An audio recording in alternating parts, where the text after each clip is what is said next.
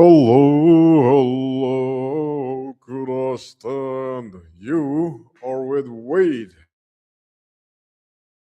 Headline is read: Judea declares war on America. This is not a headline for now.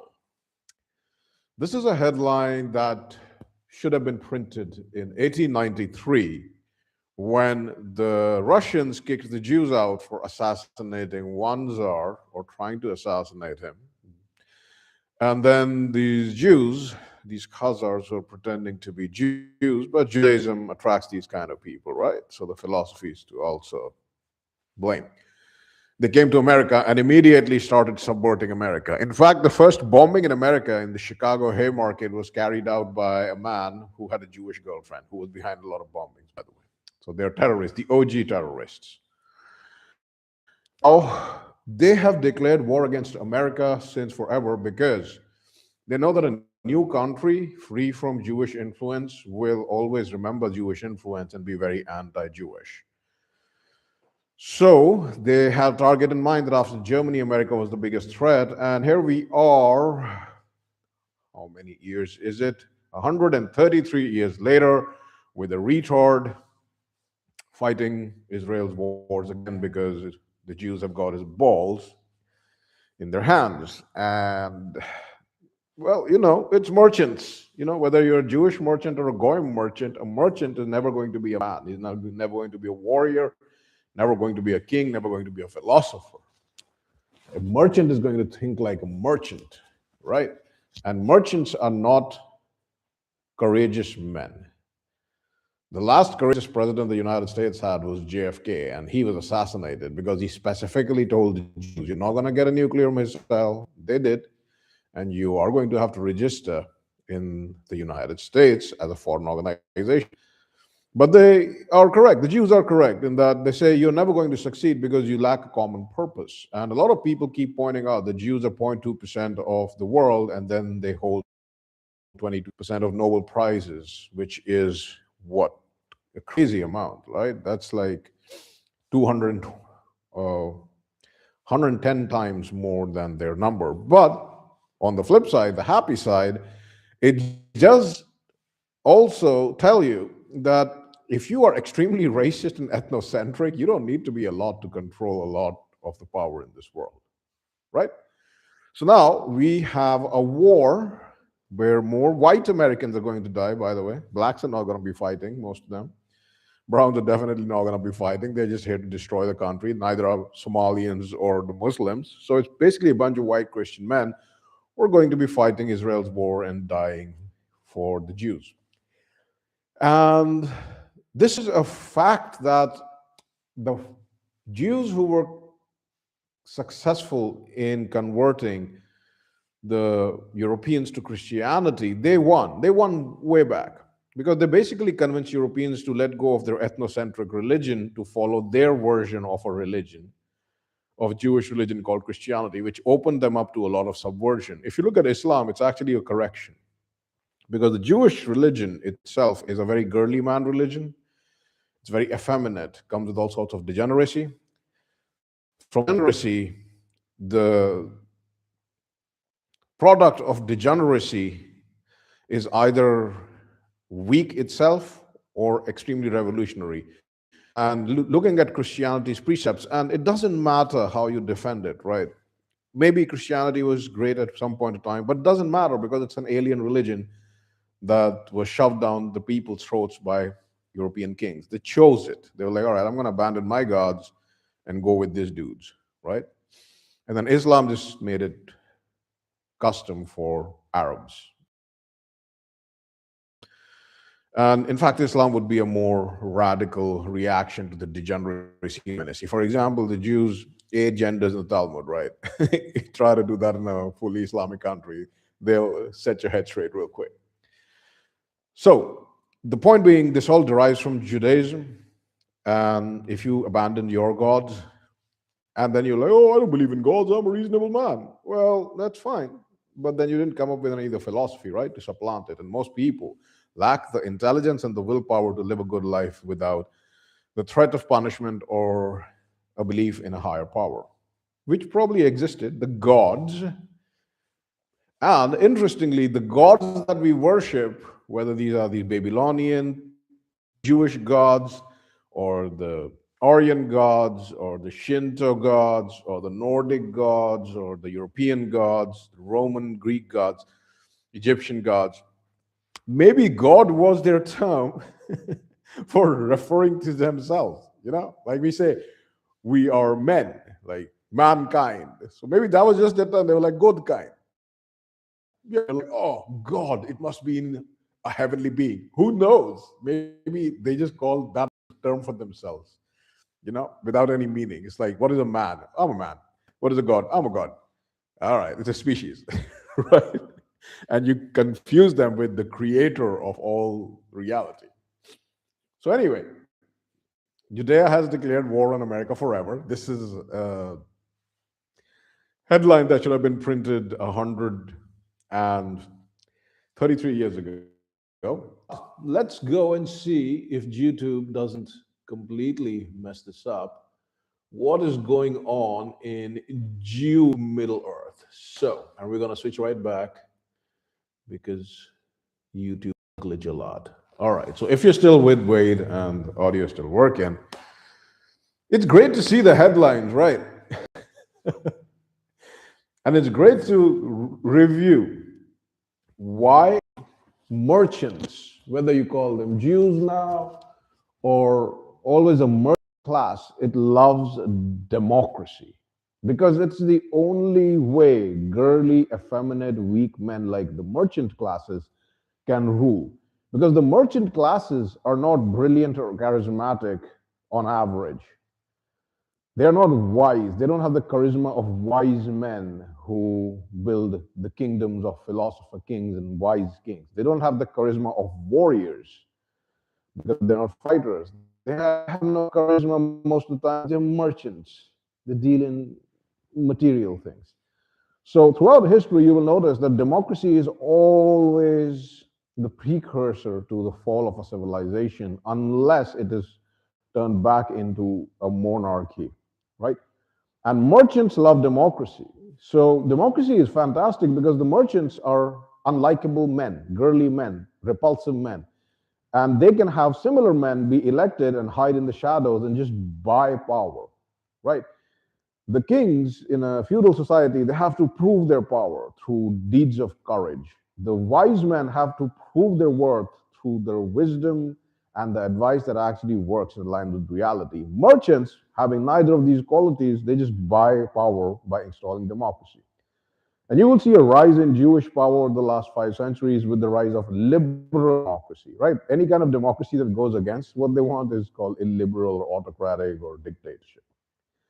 And right now it's the Jews, but throughout history, even when they didn't exist, the Canaanites, the Phoenicians could be precursor of the Jews, or even other civilizations, it's always the priestly class forms the civilization, then the warrior kings come, and then it devolves into a democracy run by merchants before collapsing into utter tyranny or a reset back to one man being in charge.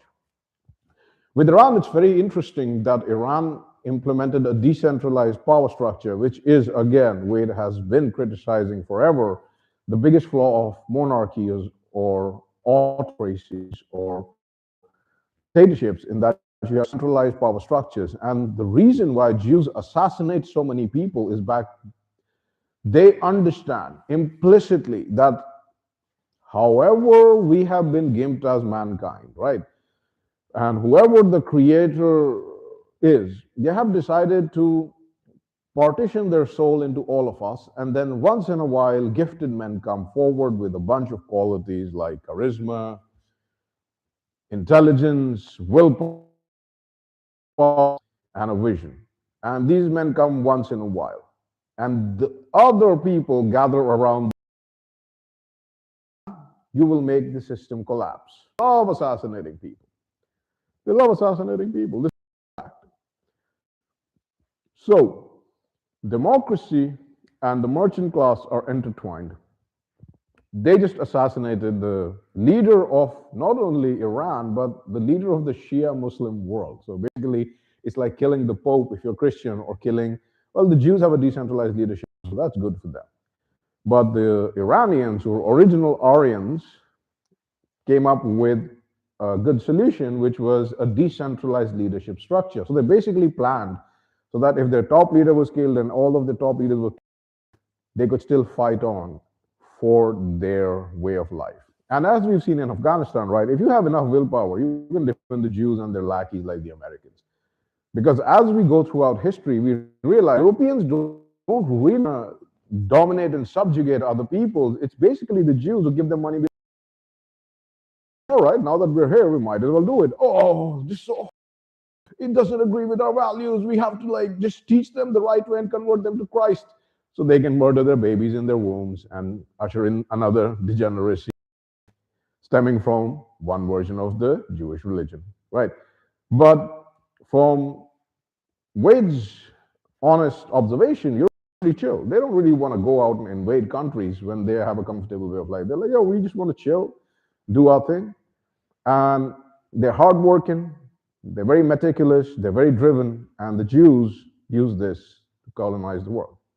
Without Jewish influence in Christianity, I think Europeans would be much more chilled out over their expansionism, and they'd be much more reasonable. Case in point, the only unreasonable country in the Middle East is Israel, and these are white Caucasus Turkic Jews, Ashkenazi Jews. Europeans, by and large,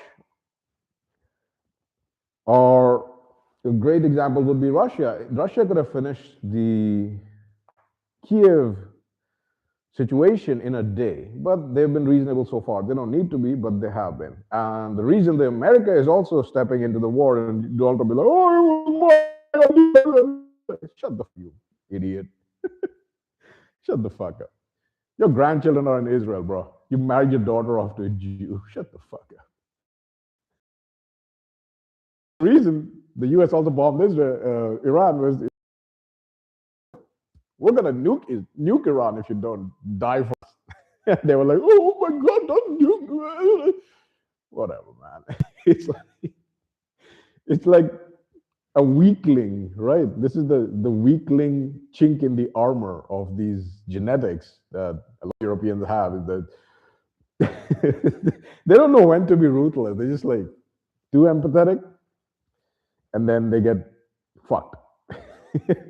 So it's like there's no balance, right? It's too empathetic, get fucked, and then have a counter reaction instead of being proactive, like the Jews, the white Caucasian Jews and Europeans. So we're going to club them together because there are white people not in Europe as well, the Ashkenazi Turkic whites, right? But Europeans tend to have a somewhat different way of thinking. For example, you've never been able to go to the Khazar Empire, which most of the Ashkenazi Jews are from, and be like, "Oh, I'm a Khazar, I'm just like you." They'd basically kill you on the spot. But they can come and guilt you into like, "I'm just as American as you are. I'm just as Irish as you are." And Ireland is like, they're like 0.004% of the population, maybe another zero, and they're in charge of the migration. And they've filled Ireland with like African. It's hilarious. Hilariously terrible. So anyway, the USA is in a war with Iran. So let's go through some of the many headlines because this is fascinating, right?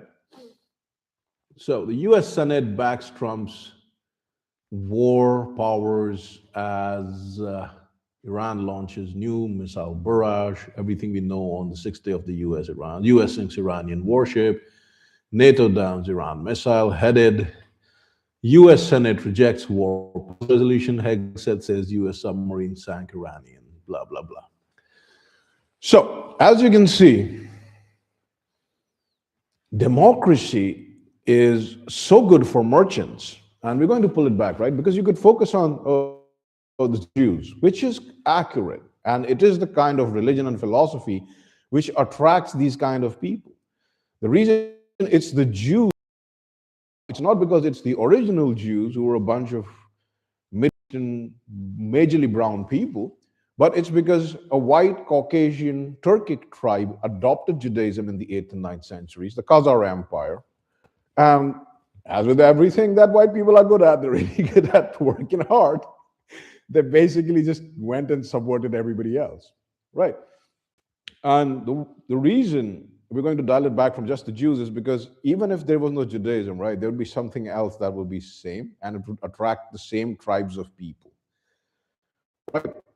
It's an idea, just like all the ancient religions were ideas. It's an idea. It can attract the same kind of people throughout time and history. So we're going to dial it back to just saying girly men and merchants. So the girly men merchants, they love democracy because they can subvert democracy at every level. As you can see, they've got the president of the United States, supposedly the most powerful guy in the world, his balls in their hand. They've got the Senate of the United States balls in their hands. They've got the Congress of the United States balls in their hands. And all of Europe, by the way, all the other countries in Europe. They systematically complain about, Jews systematically complain about, oh, there were pogroms against us. We were executed for centuries in Europe. Yeah, because you were trying to assassinate the fucking kings and replace them with the degeneracy of democracy that you finally got in the 20th century. You motherfuckers engineered 2 world wars so that white people in Europe could kill each other, and then you could get their daughters raped by immigrants, from all over. They turn their sons into homosexuals and then make them childless and make them die. That's literally your plan. And for those of you who are getting angry, like, oh, that's such an evil plan. Yes, but objectively, it's a smart plan because the Jews, the Turkic Khazars who are now Jews, they're extremely ethnocentric, they're tribal. Even when they don't cause any problem, they're kicked out of countries for being too tribal. It's like someone moves into your house, someone asks to rent a room in your house, and then doesn't talk to you, misbehaves with you, tries to move into another room, take over another room, just basically is a dick to you. So you're like, get the fuck out, bro. That's like the least, the least of what they'll do. And from an objective standpoint, it's very efficient. If you are extremely ethnocentric and you have a successful way of life, you see that and you stick to those principles. And the success in following these policies led the Jewish people to be the bloc in the world in proportion to their population. This is just a fact, and this is true. The strategy is smart, it's ruthless, but more importantly, it's effective. Now, the reason a lot of these things happen in cycles is because merchants and girly men, combination of ruthlessness from the merchant side, early side. So they hold grudges for decades. For example, Iran slipped out of the Jews' grasps in 1979, right? That is about 47 years ago. So they have been trying to destabilize Iran for 47 years. Russia, they had been trying to destabilize Russia for 150 years before they finally destroyed it and murdered the Tsar, the last Tsar, and all his families, including this baby. Right? They have been trying to destroy America a century plus. In fact, there was a speech given in the 1990s in the Second Council of the Elders of Zion, and multiple sources have verified this. And of course, the Jewish media will be like, oh, it's a fabrication. Everything that they do is called, oh, it's fake, it's fabrication, but it actually aligns with reality. And this Jew at this conference said, so we've met here after 100 years and we basically achieved most of our aims. The white race is dying. We've had Europeans kill each other. We've got them mixing with other races, and we're very successful. We got to finish them off. Right? Where's the lie? And now, this is the WAYDE Junon plan. And the WAYDE Junon plan was basically 7 wars in 20 years. So eliminate all of Israel's enemies in the Middle East and then kick America out of the Middle East. So it's very smart. They are using the stupidity of the altruism of the Europeans to make them fight their wars and then weakening them from within. So they make Americans, for example, and Europeans fight the Syrian war, create a bunch of refugees, and then put those refugees in Europe to create internal division. It's fascinating. It's like you build an army that fights for you, and the more it fights for you, the weaker it gets. So strategically, it's fantastic because you're actually building the army while weakening it so that it never becomes so powerful it becomes a threat to you, right? And that is the fact. Clowns who are the puppets in power, they're given these playgrounds. Oh, you can attack this leader, you can attack that leader. But if they ever try to attack the people really in charge, they are assassinated, they're threatened. There's a lot of stuff that could happen to them. And a lot of them really lack the balls to understand how to get out of the situation. The balls, the imagination, and the intelligence. Even an octogenarian president of the States who campaigned on no more wars, then he says, oh, it'll be done in like 4 weeks. Now he's saying, oh, it's open-ended. It's literally a repeat of Bush. And you know why the merchants and the girly men love democracy? Because it's basically you having the illusion of power by electing people. Trust me, bro. These are my campaign promises. Trust me, bro. There is no feedback mechanism. Trump said, trust me, bro, no more future wars. And now he's going to war with Iran, went from like, oh, we'll do it in like 4 weeks to, oh, it's ended. Oh, no people on the ground. Oh, now there'll be boots on the ground. Right? It keeps expanding, right? But you, as the people, have no power to stop these activities once you've, trust me, bro, elected them. That's why democracy is loved by them, because they're like, if you can fool most of the people, because most of the people are stupid, this is true, and just get into that position, then you're good for the next couple of years. And we'll keep you for more years as long as you do what we tell you to do. And if not, we'll just say, oh, corruption scandal out, new elections, and we'd elect a new puppet.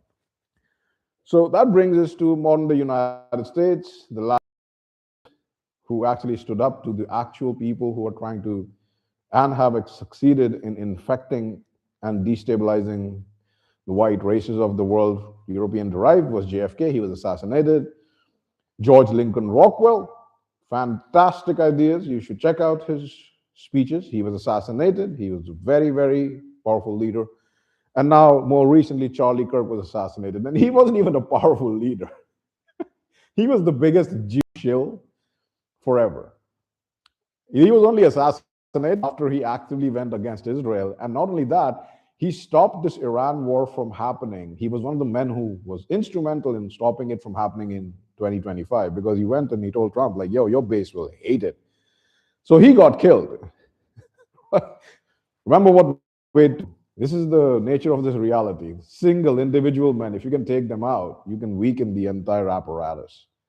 And that is also the reason why Jews are so protective of their power structure. You always hear about 13 families, the Jewish families, but you don't really know. If today you had to come up with a plan to destabilize Jewish interests in the world, who would you go after? There are so many of them. And maybe even if you went after them, they would still be alive. Strategically, you cannot fault the Jews. They are smart. Iran is the only country that actually implemented this decentralized power structure as well. And it's a smart structure, because centralization of power is an easy target to destroy. And to really have power, you need it to be decentralized. Bitcoin shows us that. The decentralization of money, which is literally, we're talking about the Jews now, right? But merchants come in power by controlling money. If you decentralize money away from their control, that means they can't hold your money, they can't block your money, they can't stop you from using your money. You basically destroy their entire base of power. The reason Jews are so successful in the last 5 centuries is because of central banking, where they force you to use their money, they bribe your government to make sure that you use only their money, they can freeze your accounts, they can block your transfers, they can flag your transfers, they can debank you and deplatform you. Right, so basically they built a world where you can't really think of exchanging a box of eggs for a bottle of milk. You just immediately go towards money, which is simpler, of course. Money comes with controls. So Bitcoin is, again, an example of a money that is not under their control. They can surveil it, of course.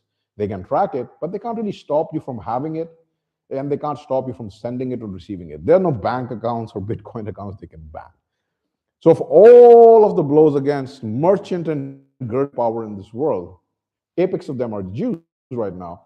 Bitcoin and cryptocurrencies is actually one of the most powerful ones, and not the scams. So don't think of this as, I'm going to get rich. Think of it as like, if you have $100,000 in your account, right? Now that account can be frozen if you stand against Israel or blame the regime, blah, blah, blah.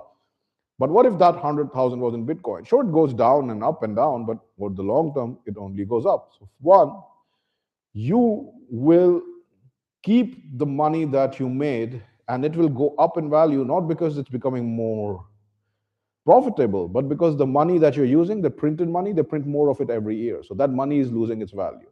Number one. Number two, think of it as freedom, right? If you say something critical of your government, the government can't shut down your accounts like they did with the Canadians. Canada is Jewish run also. And if you want to look at what they want to do to white country, look at Canada. It's full of like Indians, Pakistanis, all these people. It's literally full of, and of course, Orientals, Chinese, and all these people, right? And the whites are getting displaced in their own country, and they complain and they talk and they talk and they discuss. And that's why they lose, because while Europeans are busy talking and discussing and debating, the Jews are actually making moves, right? They're actually making moves. That's why they hate anybody who organizes for action, because they know action is much more effective than talk. Like, you can argue with an idiot for 3 hours and not change his mind, but if you punch him in the face, well, Solzhenitsyn said that any argument with an intellectual can be ended with a face, and he was right, because argumentation beyond a certain point of time is for weak men. Not even girly men, just weak men. It's a girly way of communication. At some point, you have to understand, like, hey, this is not going to work out. So there's only one way to settle this, and that's by force. And even the tactics of Jews are like this, like with America. Americans have become Jewy. They negotiate. But any negotiation is pointless, because they're just using that time to rebuild their power to attack you. And the same with America. They were just negotiating until they were ready and had all their ships and batteries ready to attack Iran. Right. Now, Wade could tell you a lot more. There's a lot more stuff on X that is fantastic right now. X is just, see if we can get into some x.com. And if this tab actually opens, because there's so much going on on X. It's hilarious. Like, Wade is surprised. All right, here's